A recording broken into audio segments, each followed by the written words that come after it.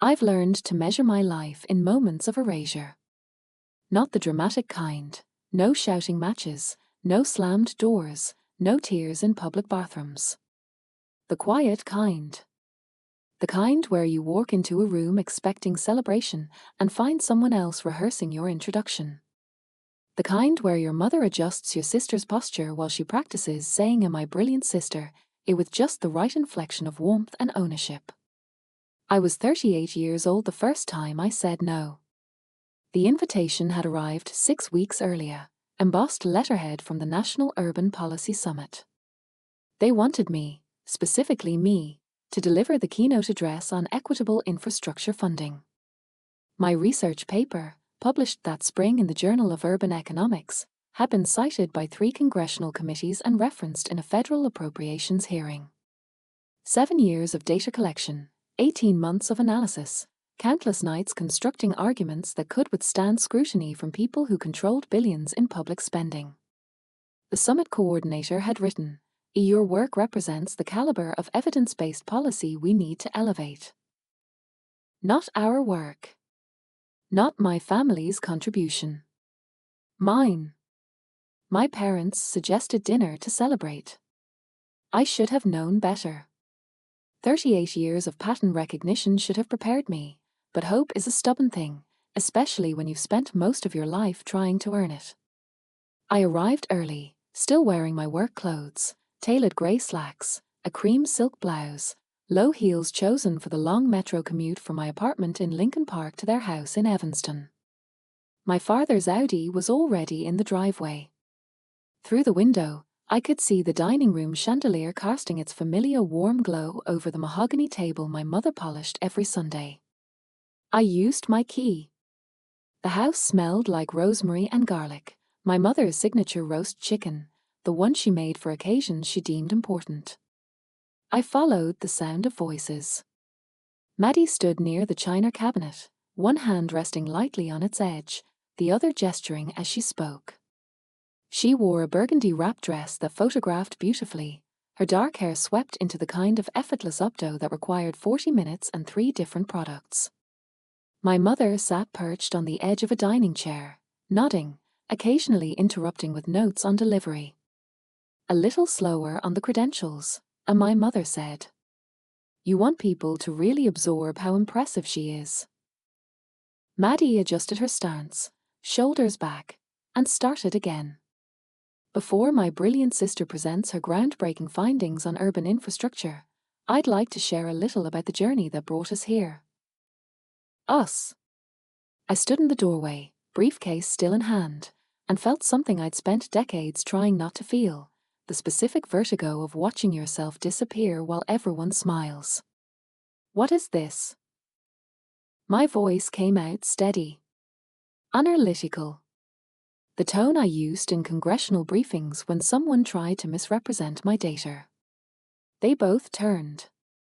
Maddie's face lit up with genuine warmth. She always believed her intentions absolved everything. "Carrie, we wanted to surprise you. I've been working on an introduction to help set the stage."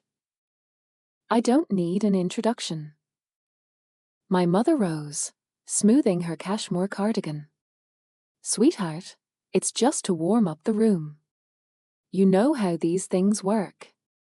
Maddie's so good with people, and you'll be talking about all those complex statistics. This way, the audience will feel connected before you dive into the technical parts." I looked at my father, who'd appeared from the kitchen holding a bottle of wine.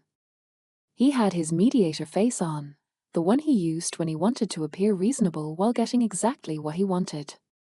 "It's smart strategy, Caroline. You complement each other.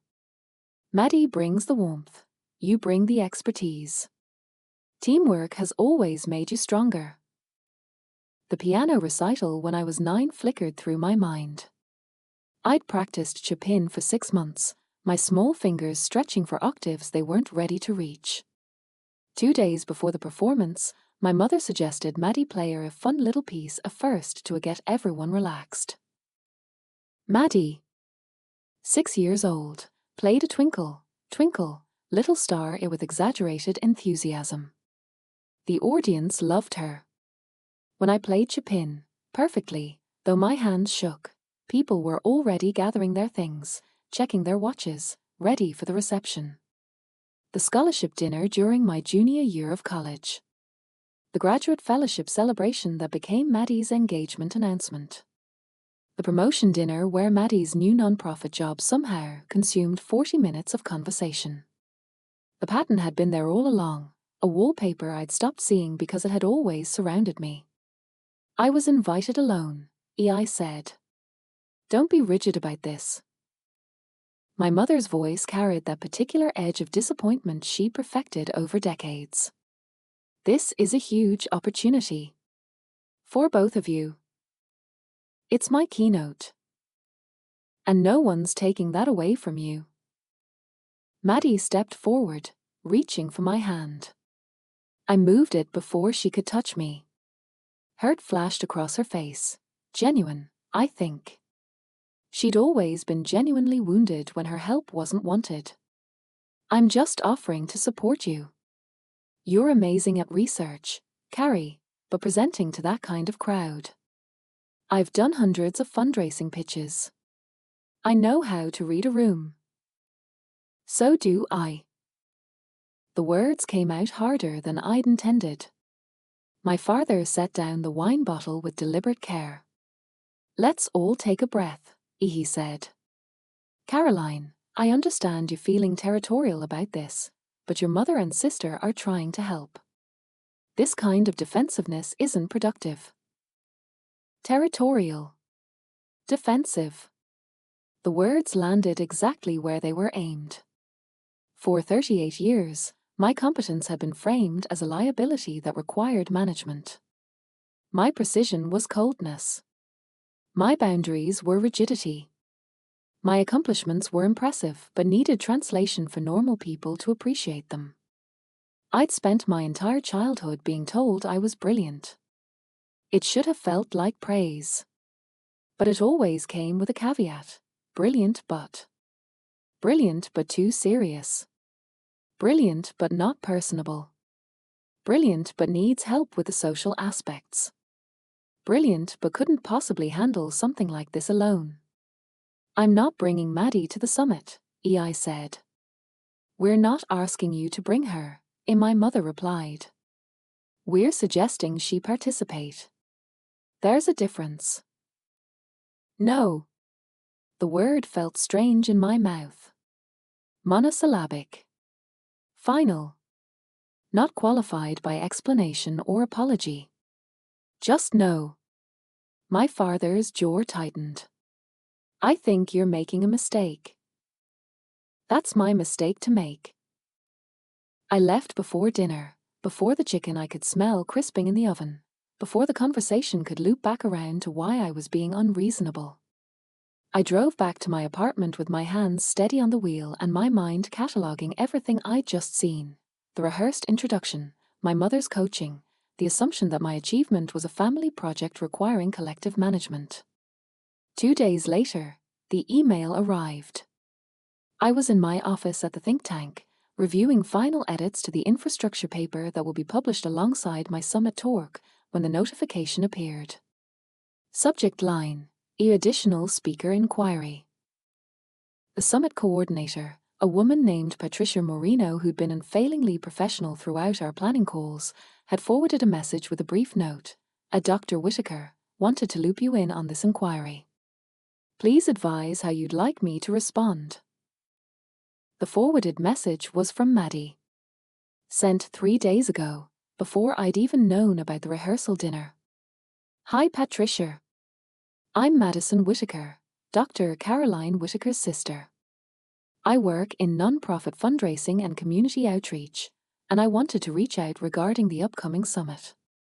Caroline is extraordinary at research and analysis, but as someone who knows her well, I know she sometimes struggles with the presentation aspects of these high-pressure events. I'd love to offer my support, either by providing an introduction that contextualizes her work for the broader audience, or by being available backstage in case she needs assistance managing her nerves. I'm CCing her parents, who can speak to how our collaboration has strengthened her past presentations. I'm happy to send my speaking reel and references if helpful. Looking forward to supporting my sister's big moment. My parents were CC'd. They'd responded within an hour, endorsing the suggestion with effusive praise for Maddie's communication skills and gentle reminders of times I'd been overwhelmed at important events. I sat very still, reading the email 3 times.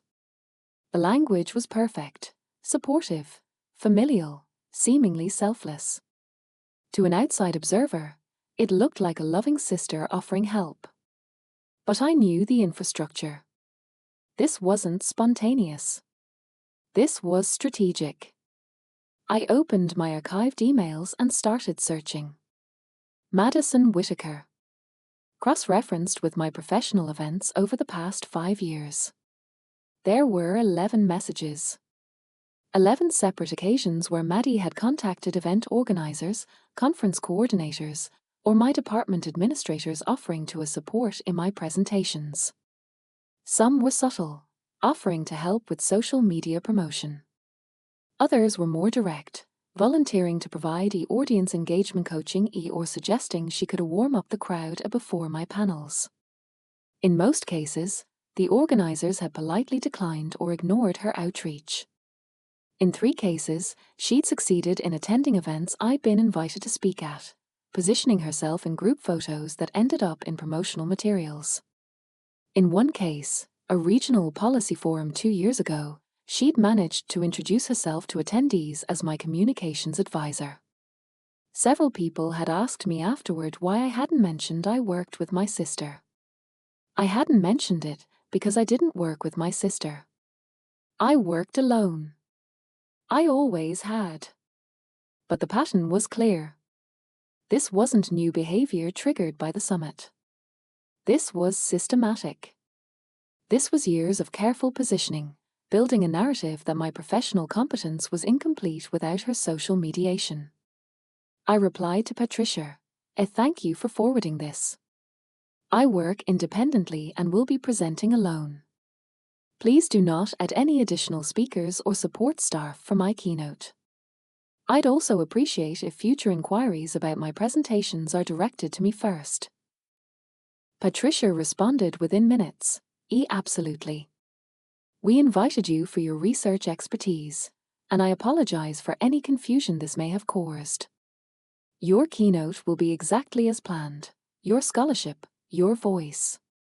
I've noted your preference in our system." I closed my laptop and looked around my office. Diplomas on the wall. Published papers. Awards I'd never quite believed I deserved. For years, I told myself I was being sensitive, reading too much into family dynamics, that my parents' favoritism toward Maddie's social ease was just their way of celebrating different strengths. But the emails were evidence. Not of malice, necessarily, but of something harder to name, a belief so deeply rooted that it felt like truth, that my competence required chaperoning. That evening, Maddie posted on Instagram a photo of the 2 of us from my graduate school graduation, her arm around my shoulders, both of us smiling, sunlight catching in our similar dark hair. The caption, helping my brilliant but shy sister prepare for her big moment. So proud to support her as she gets ready to present at the National Urban Policy Summit. Caroline's research is going to change how we think about infrastructure equity, and I'm honored to be part of her journey. #sister support, #women in policy, #team Whitaker. 347 likes within an hour. Comments flooded in. Colleagues from my department. Professional contacts. People I'd presented with at conferences. All of them seeing the carefully constructed narrative, brilliant but shy. Needing support. Part of a team. My phone rang. Laura Chen, my department director. "Caroline, hi. Do you have a minute?" I knew that tone. Careful. Slightly uncomfortable. "Of course. I received a call today from someone claiming to be your mother. She suggested that for future public engagements, We might consider having your sister available as a communications liaison. She mentioned something about presentation anxiety. Heat spread across my chest. I don't have presentation anxiety. I didn't think so. You've delivered briefings to Senate committees without notes. But I wanted to check in, given the timing with the summit coming up. Is everything okay? Everything was not okay. Everything had never been okay, but I'd become so skilled at functioning within the not okayness that I'd mistaken adaptation for health. My family is overstepping, EI said. I work independently. I always have. I know. And for what it's worth, I told your mother that our policy analysts represent themselves based on their individual expertise. But Caroline, has your family contacted the summit organizers directly? Yes. Laura was quiet for a moment. You might want to address that before next week. This is your keynote. Your research. You've earned this based on 7 years of exceptional work. Don't let anyone complicate that narrative. After we hung up, I sat in my apartment and tried to locate the exact moment when I'd learned to accept erasure as love. Was it the piano recital? Earlier? Had there been a time before the pattern, or had I been born into a role already written? I thought about calling my parents, explaining how their phone call to my employer had crossed a professional boundary. But I knew what would happen. My father would frame it as networking, as leveraging connections to help my career. My mother would be hurt that I wasn't grateful for her advocacy. Maddie would cry and say she'd only been trying to help. And I would end up apologizing for being ungrateful, rigid, unable to accept support. The script was written. I'd played my part 1,000 times. For days before the summit, I came home to find my apartment door unlocked. I stood in the hallway, key in hand, staring at the gap between door and frame. I lived alone. My building had security. I knew I'd locked the door that morning. I always did, part of the muscle memory of urban living. I pushed it open slowly. No signs of disturbance in the entryway. No ransacked drawers or missing electronics. Everything looked normal except for one detail. My laptop was open on the dining table, presentation slides glowing on the screen. Maddie emerged from my bedroom, holding one of my dress options. Oh good, you're home. I was hoping to catch you before I left. How did you get in? Mom still has your spare key from when you had that flu last year. She was worried you weren't preparing properly, so I offered to come by and help. She draped the dress over a chair, a deep emerald wrap dress I'd planned to wear for the keynote. I took a look at your slides. They're really dense, Carrie. I made some adjustments to make them more audience-friendly. I walked to the laptop. She'd changed 17 slides. Removed data tables. Replaced them with stock photos and inspirational quotes. Simplified my economic modeling into bullet points that were technically accurate but stripped of the nuance that made the research meaningful. The conclusion slide now read, together, we can build better infrastructure for everyone, with a photo of children playing in a park. Change them back, EI said. I know it feels different, but trust me. People respond to emotion more than statistics. I've done this for years in fundraising. You have to make people feel something before they'll care about the numbers. This isn't fundraising. This is policy analysis. It's all communication. She sat down, patting the chair next to her. Look, I get that you're nervous about me being involved, but you don't have to be defensive. I'm really good at this part, and you're really good at the research part. We can both shine. I need you to leave. Don't be like that. I cleared my whole evening to help you prep. Maddie. I kept my voice level, though something was fracturing inside my chest. You came into my apartment without permission. You accessed my work without consent. You changed my presentation without my knowledge. That's not help. That's sabotage. Her eyes filled with tears. Real tears. Maddie had always been able to cry on command, and she'd always believed her tears proved her sincerity. That's such a horrible thing to say. I've been working so hard to support you. I've been promoting your work on social media, reaching out to contacts who might want to collaborate with you, trying to help you build a public profile. And this is how you thank me? I didn't ask you to do any of that. You don't have to ask. That's what family does. No. That's what you do. And I'm asking you to stop. She stood, gathering her purse with sharp, wounded movements. Fine. Do it alone. But when you freeze up on that stage, don't call me. After she left, I spent 3 hours reconstructing my original slides. Some of the data tables had to be rebuilt from scratch. My hands shook as I worked, not from anger but from something deeper, the creeping whisper that maybe they were right. Maybe I would freeze. Maybe I couldn't do this without mediation. I'd given presentations to congressional subcommittees, briefed senior administration officials, lectured at graduate seminars at Harvard and Princeton. But none of those audiences had been my family watching, waiting for me to fail in a way that proved I needed them.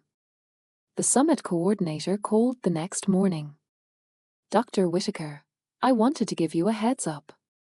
We've had several inquiries from someone claiming to be your family representative, asking about stage access and seating arrangements. I've restricted stage access to speakers only and issued you a green credential that will be required for backstage entry. I hope that's acceptable. Thank you, EI said. I appreciate you handling that.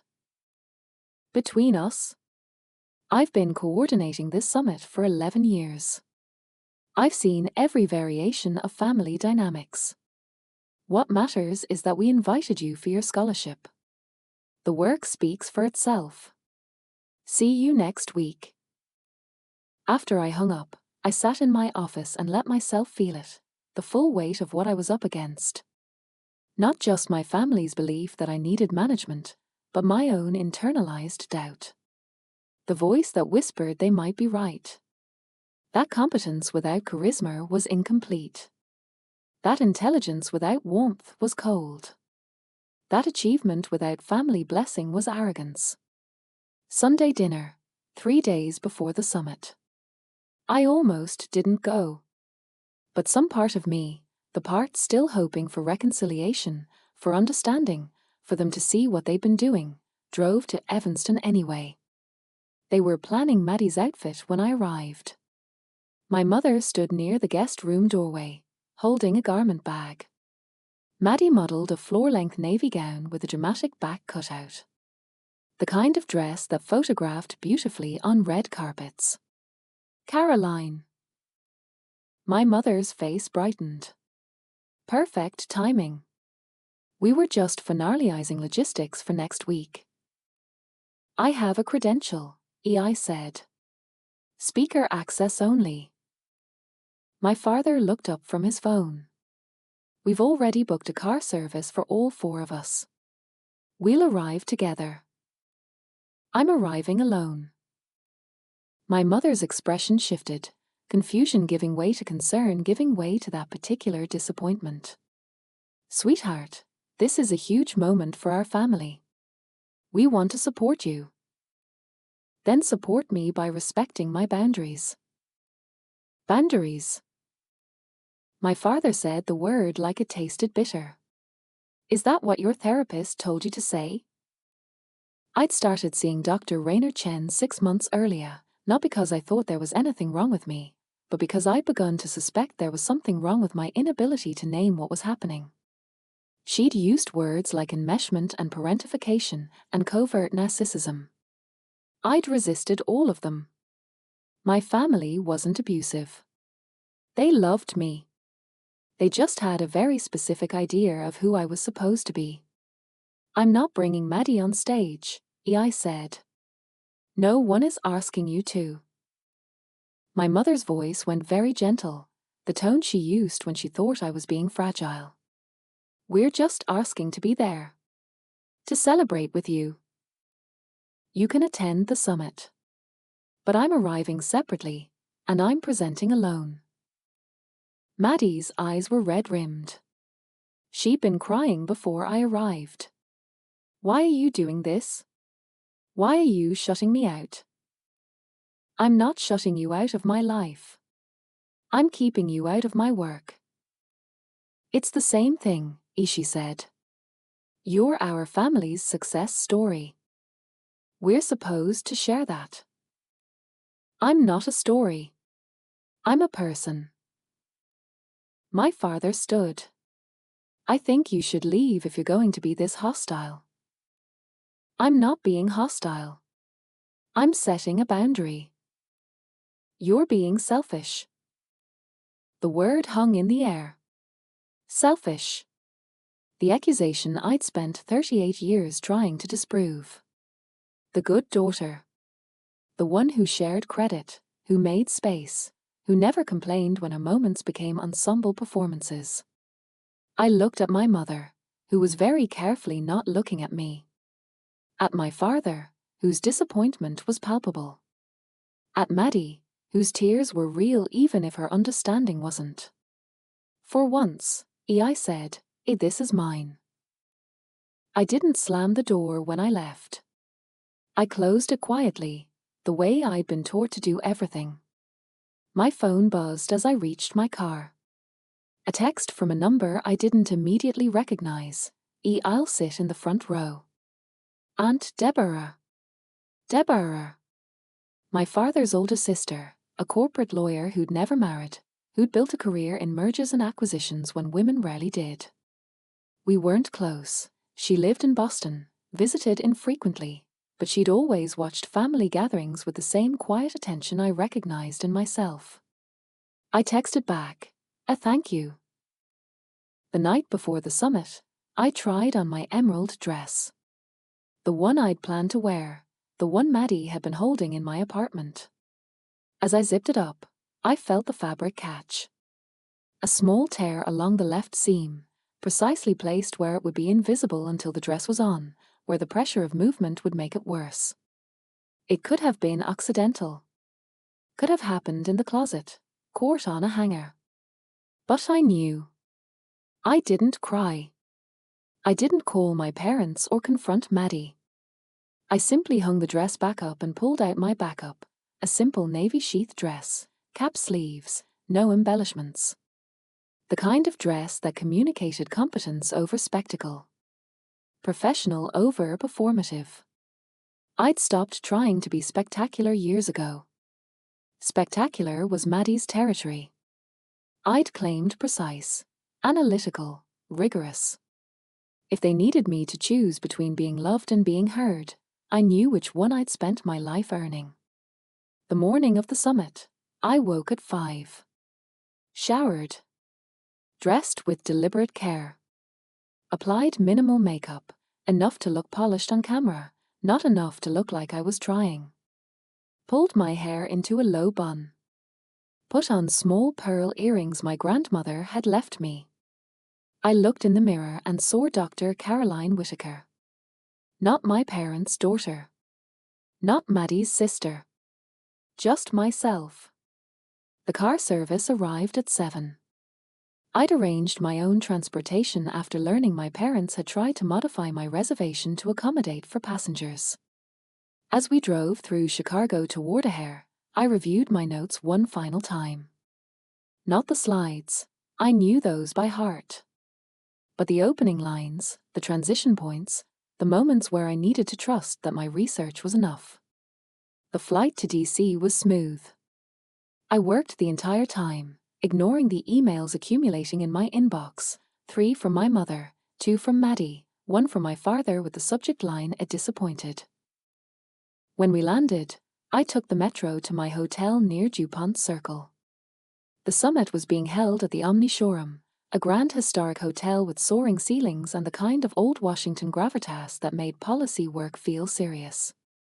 I checked in, changed into my navy dress, and arrived at the venue 90 minutes early. Patricia Moreno met me at the speaker entrance.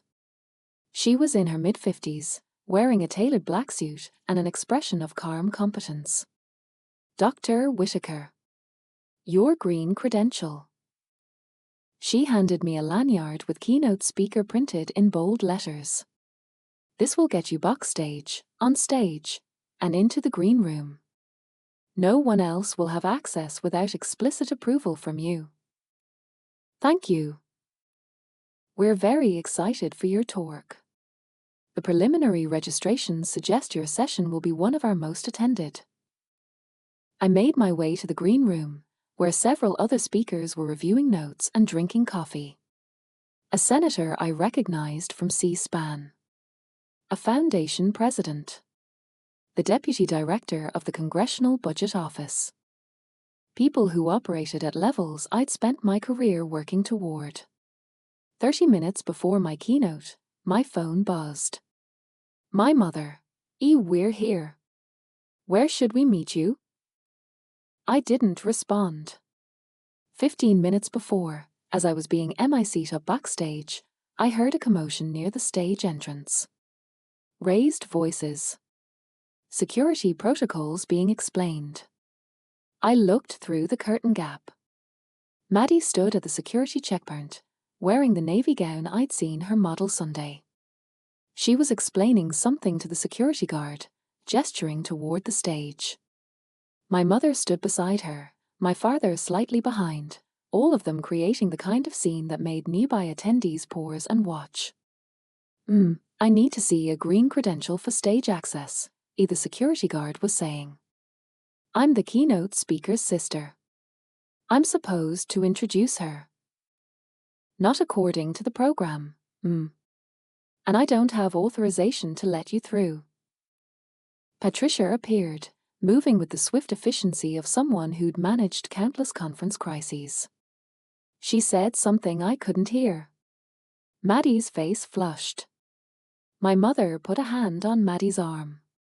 The three of them were escorted to the general seating area, front row, as promised, but firmly on the other side of the barrier. Patricia returned backstage. "All set. Ready?" I nodded. "You've got this.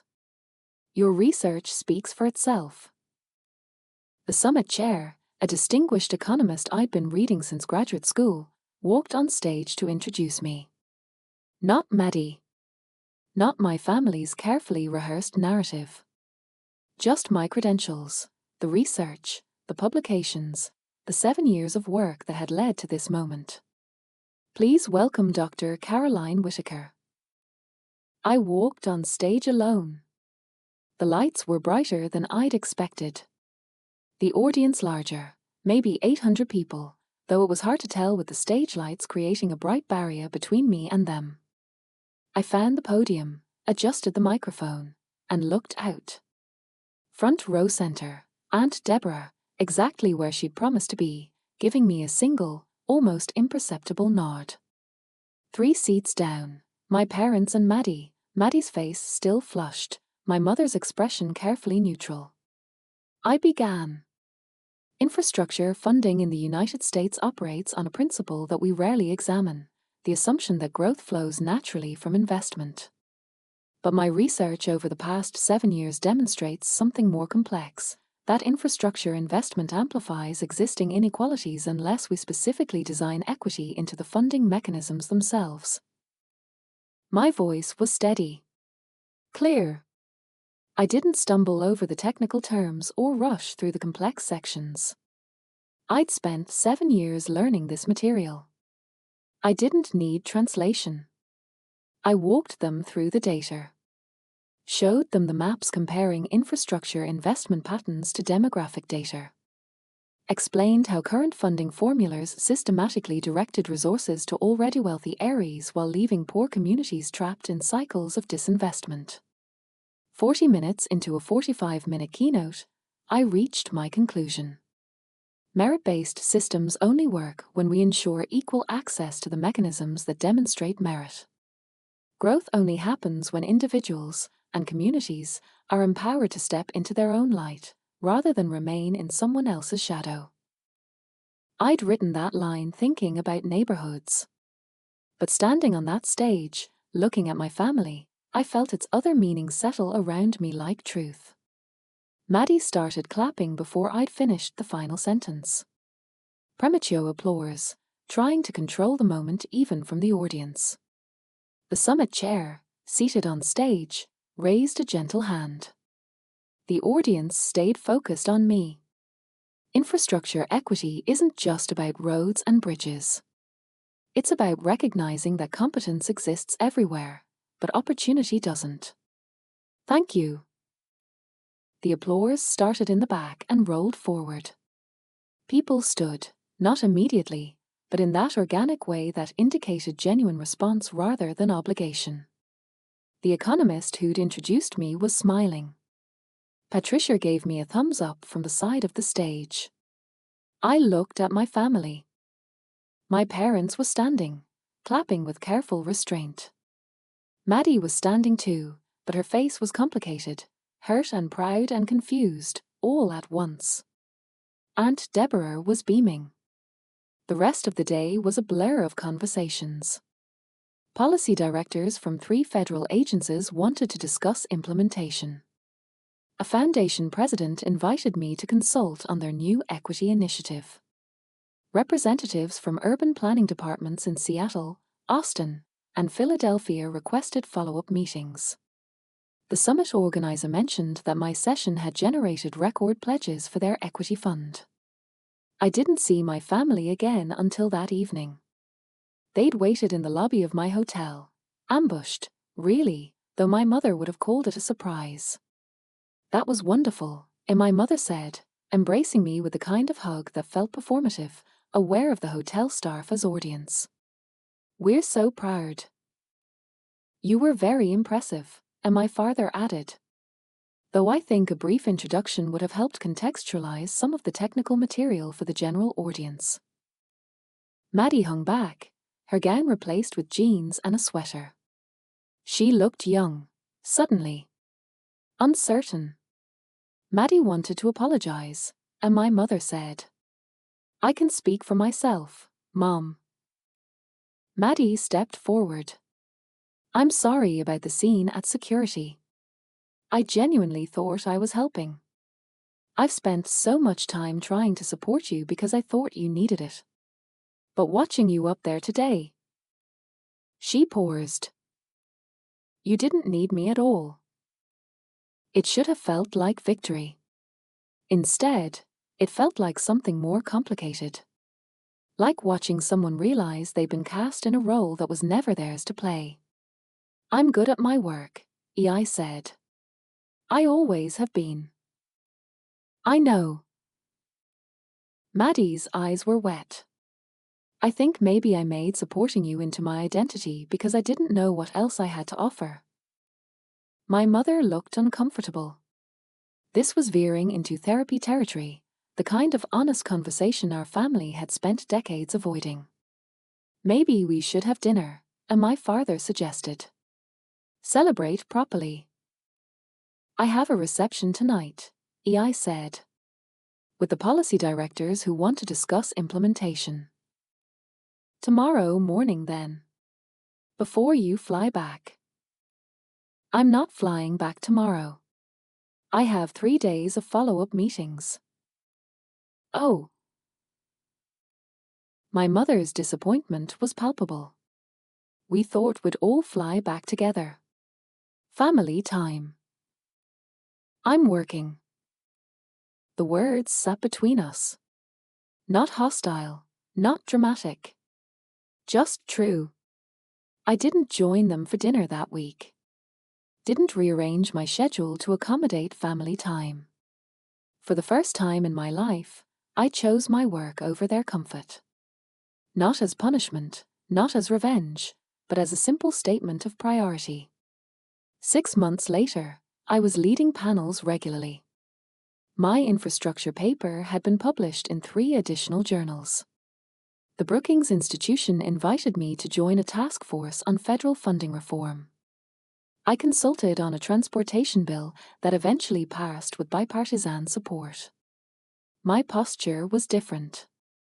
I noticed it in photographs: shoulders back, chin level, the stance of someone who'd stopped apologizing for taking up space.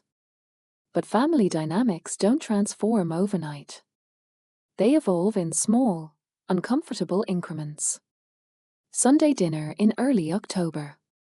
I'd started attending again, though less frequently. My father carved the roast. My mother passed dishes with excessive attention to serving sizes. Maddie sat across from me, and I could see her wrestling with old patterns. "How's the new project going?" she asked. "The World Bank thing?" "It's the World Economic Forum, and it's going well." "Right. Forum." She smiled, self-deprecating. "I always mix those up. Anyway, I was thinking I could help promote it on social media. I have a lot of followers interested in policy stuff now." The old reflexive politeness rose in my throat. "That's okay, you don't have to." "Thanks, but I'm good." Any soft refusal that would spare her feelings. Instead, I said, "I've got this." Silence. Different than before. Less control, more reluctant acknowledgement. My mother cleared her throat. "How lovely that you're so confident now." Now. As if confidence were something I'd recently acquired rather than something I'd always possessed but had been taught to minimize. "I've always been confident in my work," I said. "I just stopped waiting for permission to show it." My father set down his fork with deliberate care. "That's a bit harsh, don't you think?" "No. I think it's accurate." Maddie looked down at her plate. I really was trying to help. "I know," I said. And I did know. That was the complicated part, understanding that her intentions had been genuine while recognizing that impact mattered more than intent. But I needed space to be competent on my own terms. "And you are," Aunt Deborah said. She'd become a regular at family dinners, an ally in the room who witnessed without requiring my constant explanation. Brilliantly competent. The conversation moved on: my mother's garden, my father's recent case, Maddie's new boyfriend. Surface topics that required no excavation. But something had shifted. They asked about my work differently now. Not as a project requiring family management, but as something that belonged to me. They still didn't fully understand what they'd done, might never fully understand. But they'd learned to recognize boundaries they couldn't cross. Not because they wanted to, but because I'd finally enforced them. I left that evening as the sun set over Evanston, painting the suburban streets in amber light. Drove back to my apartment in Lincoln Park, where my laptop waited with emails from Geneva, from Tokyo, from policy centers that wanted my analysis, my voice, my research. The invitation from the World Economic Forum sat on my desk, embossed letterhead requesting my participation in a panel on global infrastructure equity. My mother had called last week, asking if she could attend future talks. I'd said maybe. Not yes, not no. Just maybe, which was its own kind of boundary. I stood at my window, looking out at the Chicago skyline, city lights beginning to glow as darkness fell. In my reflection, I could see the woman I'd become: precise, analytical, competent. Reserved but not weak. Brilliant without apology. I thought about forgiveness, whether it could coexist with boundaries, whether relationships could evolve, or if distance was the only answer. I didn't know yet. Maybe I never would. But I knew this: I no longer needed permission to shine. The work was mine. The voice was mine. The light, finally, was mine. And that was enough.